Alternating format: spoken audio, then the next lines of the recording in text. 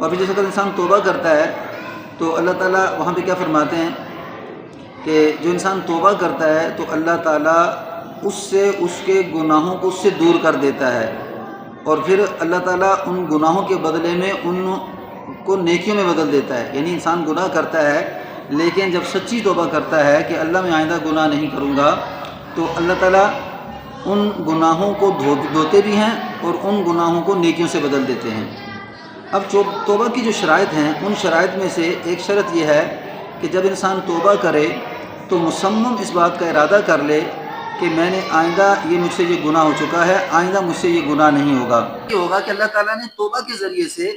دنیا کے اندر رزق کی وسعت کا وعدہ کیا ہے، اسی طرح غموں سے نکلنے کا وعدہ کیا ہے، پریشانیوں سے نکلنے کا وعدہ کیا ہے۔ یعنی اللہ تعالیٰ نے اسباب کو شرط قرار دیا ہے، لیکن اسباب کو یہ وعدہ نہیں کیا کہ ہاں اسباب اختیار کر لو گے میں تمہارے حالات بنا دوں گا۔ اللہ تعالیٰ نے جس طرح اسباب کو ذریعہ بنایا ہے، اسی طرح اعمال کو اچھی زندگی کا ذریعہ بنایا ہے۔ کیونکہ اس آیت کے اندر اللہ تعالیٰ دیکھیں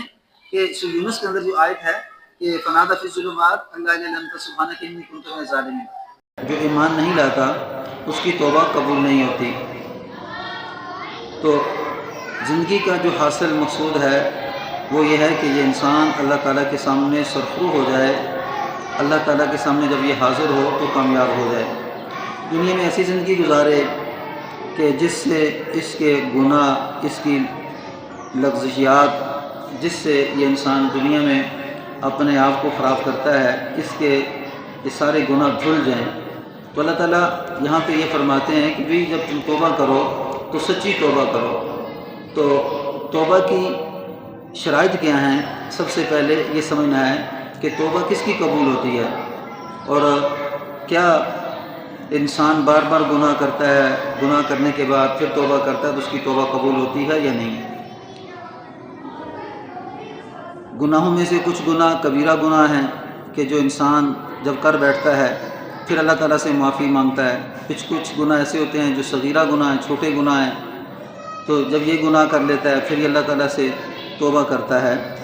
تو اللہ تعالیٰ ان آیات کے اندر کہ ربنا اننا آمنا فاغفر لنا ذنوبنا وکفر عنا سیئاتنا وتوفنا مع الابرار، ان آیات کے اندر اللہ فرما رہے ہیں کہ ہمارے رب ہم ایمان لے آئے، فاغفر لنا وارحمنا، آپ ہمیں بخش لیجئے اور ہم پہ رحم کیجئے، وکفر عنا سیئاتنا، اور ہماری گناہوں کو ہم سے دور کر دیجئے، اور پھر اللہ ومع الابرار، اور ہمیں نیک لوگوں کے ساتھ کر دیجئے۔ اب اس دعا کے اندر بندہ دو دعائیں مانگتا ہے، جس میں سے ایک تو یہ ہے کہ کہتا ہے کہ اللہ ہم میرے گناہوں کو ہم سے دور کر دیجئے،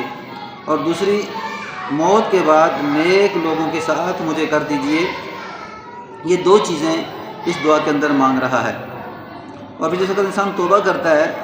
تو اللہ تعالیٰ وہاں پہ کیا فرماتے ہیں کہ جو انسان توبہ کرتا ہے تو اللہ تعالیٰ اس کے گناہوں کو اس سے دور کر دیتا ہے، اور پھر اللہ تعالیٰ ان گناہوں کے بدلے میں ان کو نیکیوں میں بدل دیتا ہے۔ یعنی انسان گناہ کرتا ہے لیکن جب سچی توبہ کرتا ہے کہ اللہ میں آئندہ گناہ نہیں کروں گا، تو اللہ تعالیٰ ان گناہوں کو دھوتے بھی ہیں اور ان گناہوں کو نیکیوں سے بدل دیتے ہیں۔ اب توبہ کی جو شرائط ہیں، ان شرائط میں سے ایک شرط یہ ہے کہ جب انسان توبہ کرے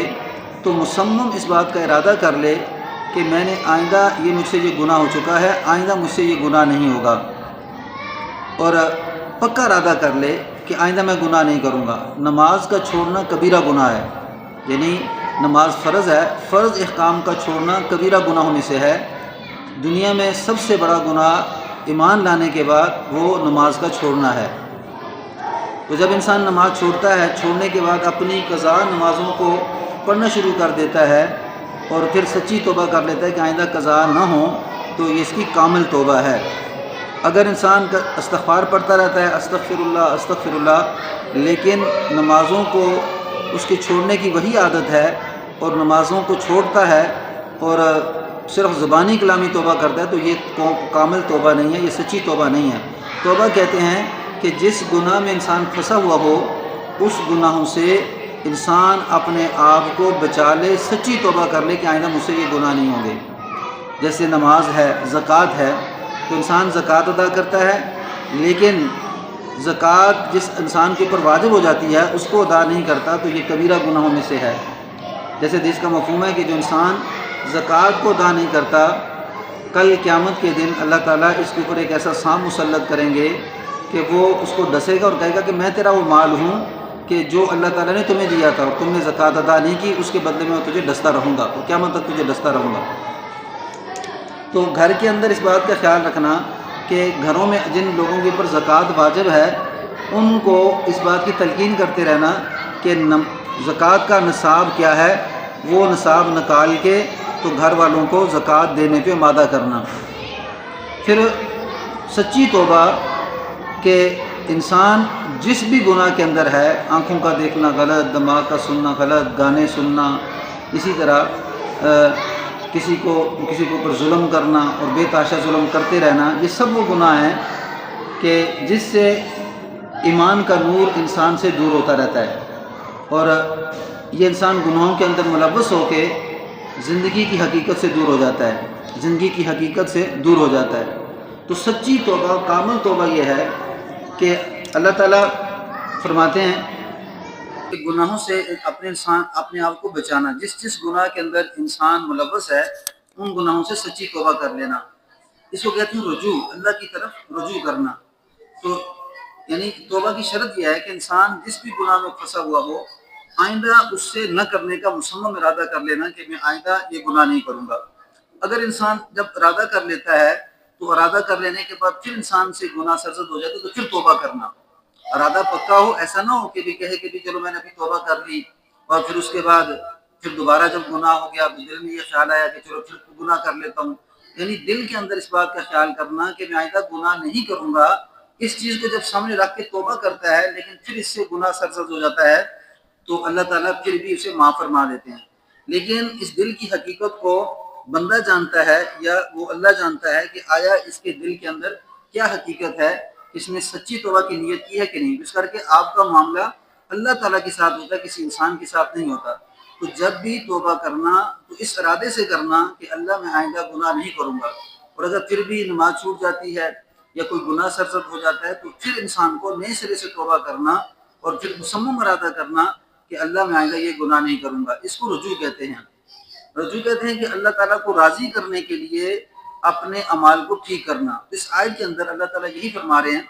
کہ یا ایھا الذین آمنوا توبوا الی اللہ توبۃ نصوحا، اے ایمان والو سچی توبہ کر لو۔ اب سچی توبہ کے بعد فرمایا عسیٰ ربکم ان یکفر عنکم سیئاتکم،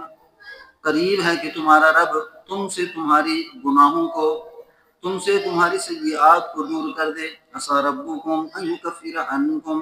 سیئاتکم ویدخلکم جنات تجری من تحتہا الانہار، اور داخل کرے تم کو ان نہروں کے اندر، ان باغوں کے اندر جن کے نیچے نہریں جاری ہیں۔ اللہ تعالیٰ تمہیں ان باغوں میں داخل کرے جن کے نیچے نہریں جاری ہیں۔ اب اللہ تعالیٰ نے ان آیات کے اندر فرمایا کہ قریب ہے کہ تمہارا رب تم سے تمہاری سیئات کو دور کر دے گا اور تمہیں ان باغوں میں داخل کرے گا جن کے نیچے نہریں جاری ہیں۔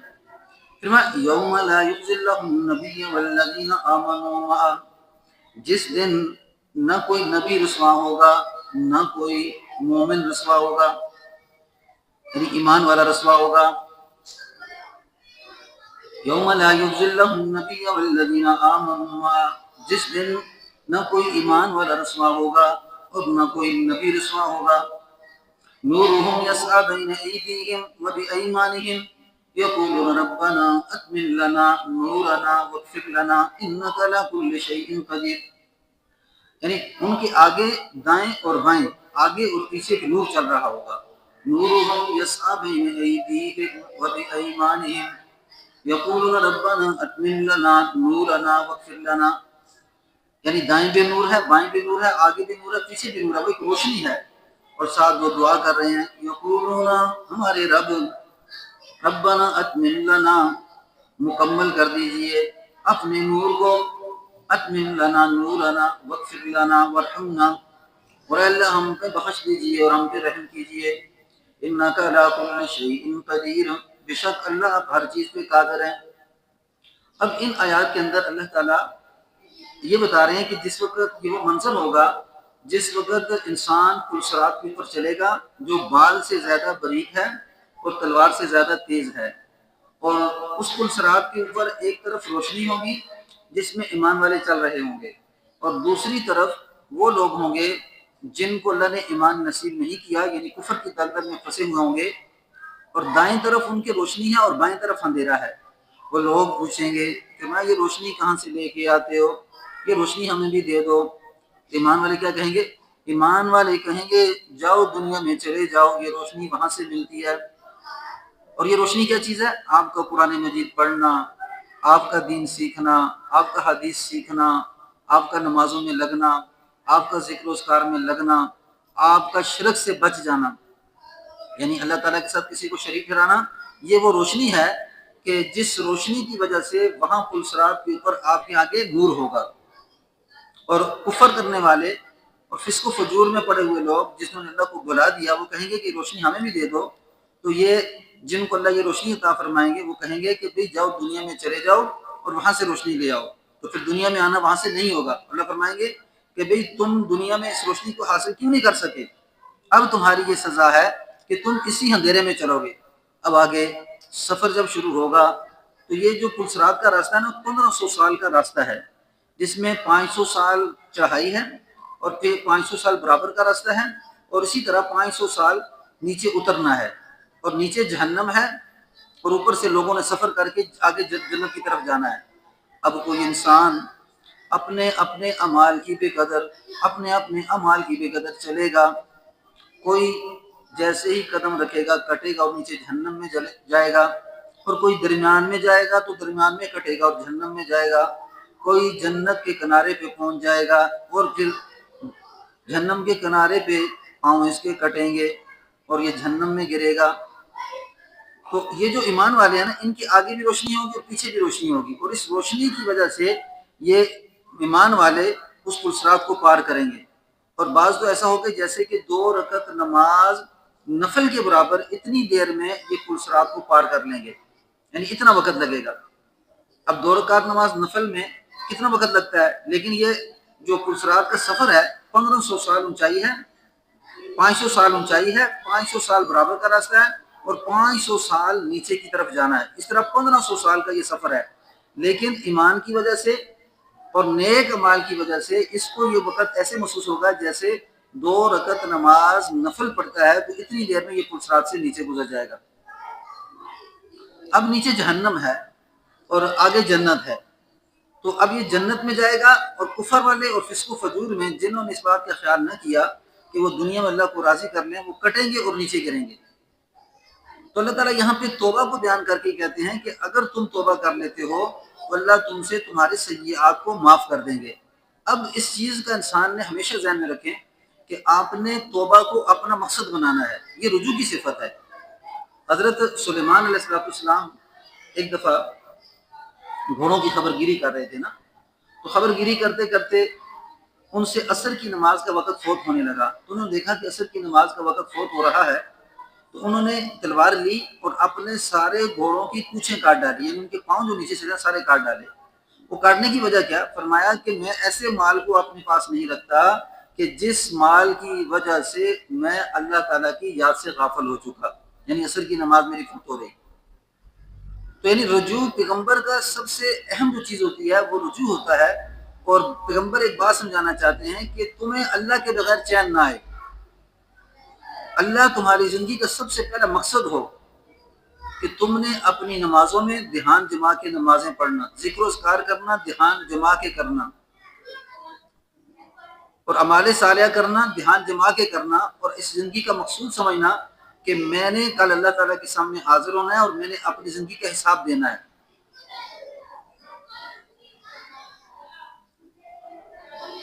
اب رجوع کے اندر حضرت آدم علیہ السلام سے جب لغزش ہو چکی، ان سے گناہ سرزد ہوا، وہ کون سا گناہ تھا؟ میں گناہ تھا کہ اللہ نے حکم دیا کہ یہ گندم کا جو پودا ہے اس کے نیچے اس کے پاس نہیں جانا۔ حالانکہ یہ اتنا بڑا گناہ نہیں ہے کہ اللہ نے حکم دیا، لیکن کوئی اتنا بڑا تو گناہ نہیں ہے کہ گندم کا پودا تھا اس سے ایک دانہ کھا لیا، لیکن اللہ کا حکم تھا،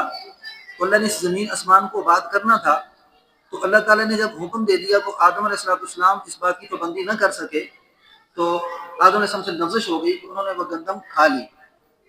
اور آدھا دانہ خود کھایا اور آدھا دانہ حوا علیہ السلام نے کھا لیا۔ تو اس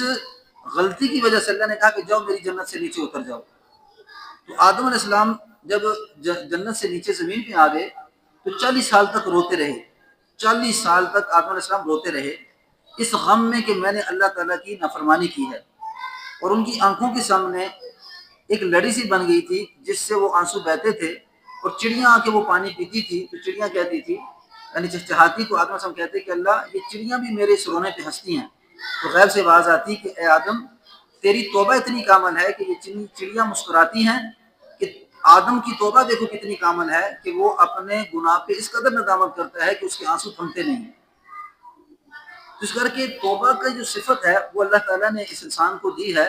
اور کامل انسان وہی ہے جو بار بار اللہ کی طرف رجوع کرتا رہے اور اپنی زندگی پہ نظر رکھے کہ مجھ سے کون سے گناہ سرزد ہو گئے ہیں۔ اور پھر حضرت یونس علیہ السلام جو مچھلی کے پیٹ میں گئے نا، تو انہوں نے بھی ندامت کی اور کیا کہا، لا الہ الا انت سبحانک، اللہ تیرے سوا کوئی معبود نہیں، تیری ذات پاک ہے، انی کنت من الظالمین، بے شک میں نے اپنی جان پہ ظلم کیا۔ تو یعنی اللہ کی طرف نسبت کی کہ اللہ تیرے سوا کوئی معبود نہیں، اگر میں کسی پریشانی میں پھنس چکا ہوں تو آپ ہی مجھے نجات دیں گے۔ ایک تو یہ کہا، اور پھر ساتھ یہ کہا کہ اے اللہ اس غم سے نکالنے والے بھی آپ ہیں، انت سبحانک، تیری ذات پاک ہے، انی کنت من الظالمین، میں نے اپنی جان پہ ظلم کیا ہے۔ تو اللہ تعالیٰ کی ربوبیت کا اقرار کرنا، تیرے سوا کوئی معبود نہیں، میری زندگی، میرا جینا، میرا مرنا تیرے لیے ہے، اور تو ہی میرا معبود ہے، تیرے ہی سامنے میں سجدہ کروں گا۔ ایک تو اس آیت کے اندر یہ بتایا جا رہا ہے، اور دوسرا پھر اللہ کی پاکی بیان کی جاتی ہے، انت سبحانک، اللہ تیری ذات پاک ہے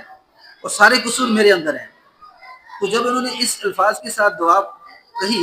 تو قرآن پاک کی آیتیں فاستجبنا لہ ونجیناہ من الغم، پس ہم ان کی پکار کو سنا،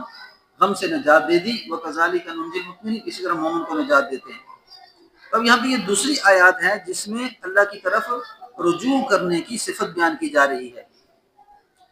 تو ہر حالت کے اندر انسان اللہ تعالیٰ کی طرف متوجہ ہو۔ اس سے کیا ہوتا ہے کہ جب انسان اللہ تعالیٰ کی طرف متوجہ ہوتا ہے تو زمین، آسمان، سورج، چاند، ستارے، یہ زمین کی ہوائیں، نباتات، پرند چرند اور خوشبو کا محسوس کرنا، یہ ساری کی ساری نعمتیں اللہ تعالیٰ نے اس انسان کے لیے بنائی ہیں اور اس انسان کو اپنے لیے پیدا کیا ہے۔ تو انسان کے پیدا کرنے کی جو خاصیت ہے وہ یہی ہے کہ یہ سب سے جدا ہے، اس کے اندر صفت ندامت کی اللہ کو بہت زیادہ محبوب ہے، یعنی صفت ندامت کی یہ اللہ تعالیٰ کو بہت زیادہ محبوب ہے، جس وجہ سے اللہ تعالیٰ جب انسان توبہ کرتا ہے تو اللہ اس سے محبت کرتے ہیں۔ تو اس کر کے کوشش یہ انسان کرے کہ اللہ تعالیٰ سے استغفار کی ایک تسبیح روزانہ کوشش کرے کہ 313 کا وظیفہ بنا لے، کہ 100 دفعہ صبح یا 100 دفعہ شام، استغفر اللہ ربی من کل ذنب واتوب الیہ، اے اللہ میں آپ سے اپنے سارے گناہوں کی معافی چاہتا ہوں، معافی چاہتی ہوں۔ لا الہ الا انت سبحانک انی کنت من الظالمین، یا ربنا ظلمنا انفسنا وان لم تغفر لنا وترحمنا لنکونن من الخاسرین۔ کوئی ایک تسبیح اس کو اپنا معمول بنا لے۔ اب اس استغفار سے آپ کو دو نعمتیں ملیں گی۔ ایک نعمت تو یہ ملے گی کہ آپ کے دل کو سکون آئے گا کہ بھئی اللہ تعالیٰ جس نے مجھے پیدا کیا، میں اس کے سامنے اس سے میں معافی مانگ رہی ہوں، میں معافی مانگتا ہوں۔ دوسرا یہ ہوگا کہ اللہ تعالیٰ نے توبہ کے ذریعے سے دنیا کے اندر رزق کی وسعت کا وعدہ کیا ہے، اسی طرح غموں سے نکلنے کا وعدہ کیا ہے، پریشانیوں سے نکلنے کا وعدہ کیا ہے۔ حضرت سورۃ نوح کے اندر آتا ہے فَقُلْتُ اسْتَغْفِرُوا رَبَّكُمْ إِنَّهُ كَانَ غَفَّارًا، میں نے کہا ہے قوم تم اپنے رب کے سامنے توبہ کرو، بے شک تمہارا رب بخشنے والا مہربان ہے۔ یرسل السماء علیکم مدرارا، اللہ تعالیٰ اس کے صلے میں آسمان سے مسلح دار بارش نازل کریں گے۔ وَيُمْدِدْكُمْ بِأَمْوَالٍ وَبَنِينَ وَيَجْعَلْ لَكُمْ أَنْهَارًا، تمہیں مال اور اولاد کی نعمت سے مالا مال کریں گے اور تمہارے لیے نہریں جاری کر دیں گے۔ یعنی نہریں جاری کرنا، مال اور اولاد کی نعمت کا نوازنا، اس طرح نہیں کہ یہ چیزیں ملیں گی، بلکہ نہروں کے اندر دنیا کی ہر نعمت داخل ہے، اور اسی طرح مال اور اولاد کے اندر دنیا کی ہر نعمت داخل ہے۔ اور جب انسان یہ توبہ کر لیتا ہے تو اللہ تعالیٰ ان نعمتوں سے اس کو نوازتے ہیں۔ اس کر کے یعنی کس بات کا خاص خیال کرنا کہ جب آپ توبہ کرتے ہیں تو اللہ تعالیٰ آپ کو نعمتوں سے نوازتے ہیں، چاہے وہ مال کی صورت ہو، چاہے وہ کوئی اور نعمت ہو، تو ان ساری نعمتوں کو اللہ تعالیٰ استغفار کے ساتھ رکھتے ہیں. کیا گل ہے بچے؟ کیا گل ہے؟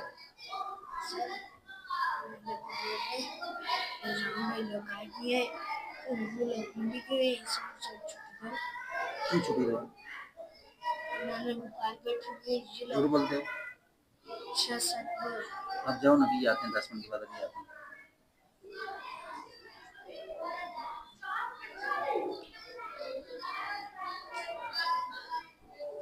اس کر کے جب انسان کے اندر رجوع کی صفت آ جاتی ہے تو توبہ کا وظیفہ جو ہے نا یہ سب سے اہم ہے، جو انسان کی دنیا بھی بناتا ہے اور آخرت بھی بناتا ہے. یعنی دنیا میں اللہ تعالیٰ اس انسان کو مال کی نعمت سے نوازتے ہیں. کوشش یہ کرے کہ مال کی نعمت کہ جن گھروں کے اندر فقر بہت زیادہ ہے، یعنی مال کی بہت زیادہ کمی ہے، تو وہ اگر گھر کے سارے فرد گھر میں مرد عورت روزانہ اگر اس کو 1000 دفعہ لے جائیں تو اس 1000 دفعہ پڑھنے سے گھر کے اندر مال کی فراوانی ہو جاتی ہے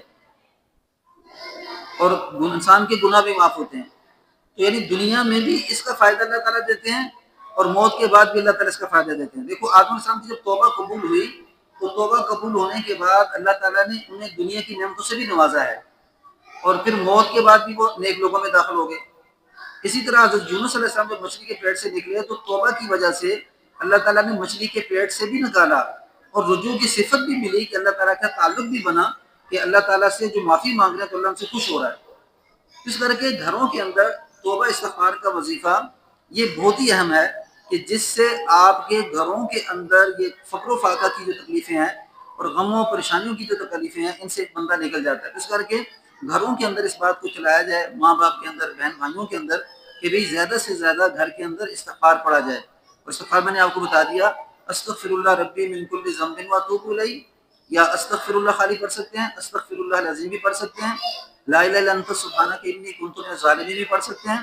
اور ربنا ظلمنا انفسنا وان لم تغفر لنا وترحمنا لنکونن من الخاسرین بھی پڑھ سکتے ہیں. اب انسان کے جو اعمال ہیں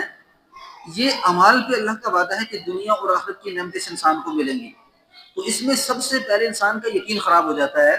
وہ یہ سمجھتا ہے کہ میں اگر دنیا کی محنت کروں گا تو مجھے دنیا کی نعمتیں ملیں گی. یعنی اللہ تعالیٰ نے اسباب کو شرط قرار دیا ہے لیکن اسباب کو یہ وعدہ نہیں کیا کہ ہاں اسباب اختیار کر لو گے میں تمہارے حالات بنا دوں گا. اللہ تعالیٰ نے جس طرح اسباب کو ذریعہ بنایا ہے اسی طرح اعمال کو اچھی زندگی کا ذریعہ بنایا ہے. کیونکہ اس آیت کے اندر اللہ تعالیٰ دیکھیں